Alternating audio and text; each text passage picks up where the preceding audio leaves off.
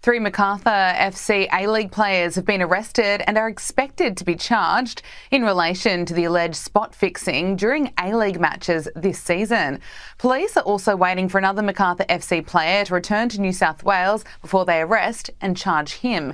Police allege a senior player, taking orders from a man in South America, manipulated the number of yellow cards allocated during two games in November and December last year.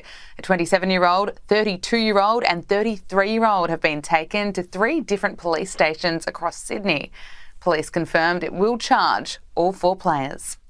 Ferry services have resumed in Sydney after the city was blanketed by a thick layer of fog. Services were cancelled earlier this morning, meaning passengers had to find alternative arrangements to cross the harbour. Fog formed in pockets in the city's west in the early hours of this morning before spreading into the CBD and eastern suburbs. Flights in and out of Sydney Airport weren't affected. Mortgage holders could be spared further interest rate rises after a jump in the unemployment rate. Data from the Bureau of Statistics shows the jobless rate rising to 4.1% despite an extra 38,000 jobs coming online in April. Economists say it's another sign the labour market is returning to more normal patterns.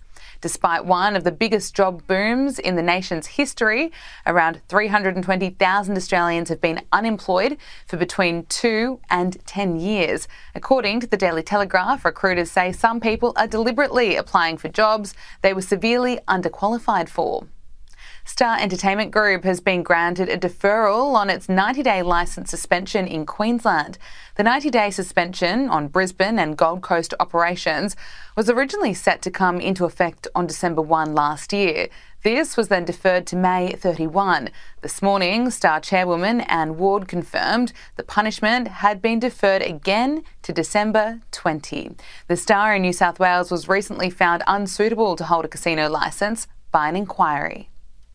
A Garuda Airlines plane has made an emergency landing after an engine caught fire. The passenger plane left Indonesia carrying 468 people bound for Saudi Arabia. It turned around when fire was seen in one of the engines. No injuries have been reported. Authorities in Slovakia have charged a man suspected of shooting the country's prime minister. A 71-year-old former security guard, described as a lone wolf, has been charged with the attempted murder of Prime Minister Robert Fico. In response to the shooting, security around the nation's parliament has been tightened. Footage from April shows the alleged suspect seen wearing a black and grey striped jumper, taking part in anti-government protests. The assassination attempt on the Prime Minister is the first on a European leader in over 20 years. Prime Minister Fico remains in a serious but stable condition and is able to speak a little. You can now subscribe to Stream Sky News channels and shows anytime for $5 a month. Visit skynews.com.au/stream.